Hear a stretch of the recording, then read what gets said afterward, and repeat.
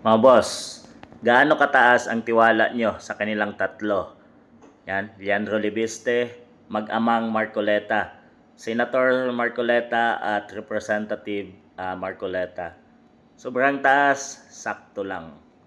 Tutusin mga boss, no? Apat yan sila. Andiyan pa si Kiko Barsaga.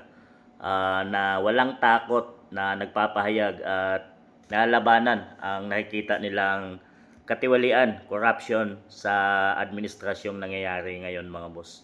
Wala silang takot dahil isip nila na sa tama sila. Yun ang kanilang pinaglalaban.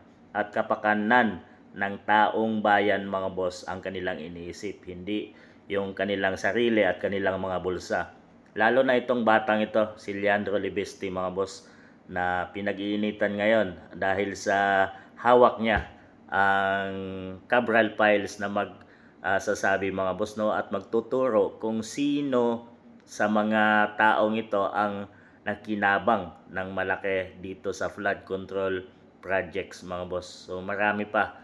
So ang tapang ng batang ito mga boss, hindi na bibili at may kamay na bakal din mga boss dahil ito ay estudyante ni dating Pangulong FPRRD mga boss. Matagal itong nanungkulan kay FPRRD at nakakuha ito ng tapang prinsipyo na yun ay iniwan ni FPRRD mga boss dahil wala namang yaman na iniwan si Tatay Digong kundi ang pagiging tapat sa serbisyo, talino at kamay na bakal, labanan ng katiwalian at magtrabaho lang ng tama at patas.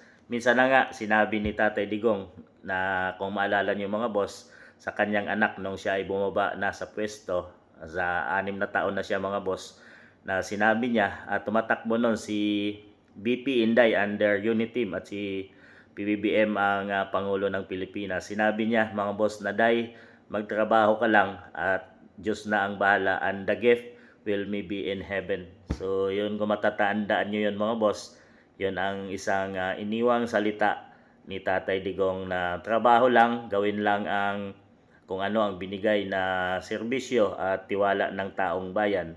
Itong mag-amang Marcoleta ay galing din si Senator Marcoleta sa representative sa House. Ay talagang pinagtulungan siya doon ng mga ilang quadcom mga boss. Dahil sa alam naman natin na ano ang pinaglalaban ng mga quadcom na yon. Sang attorney, pareho attorney mga boss. Itong dalawa, abogado, may tapang, talino, at walang takot mga boss.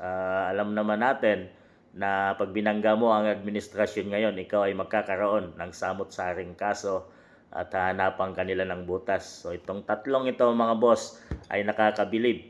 Kahit na wala kang makuhang pera, ay basta ay inahon mo o nilabanan mo ang kapakanan ng bansang Pilipinas at ang kapakanan ng taong bayan at mamamayang Pilipino. Gaano kataas ang tiwala nyo sa kanilang tatlo? Kung tutusin, apat yan, si Kiko Barsaga mga boss. Ano masasabi mo sa tapang at galing at walang takot na trabahong ginagawa nila sa ating bansang Pilipinas ngayon?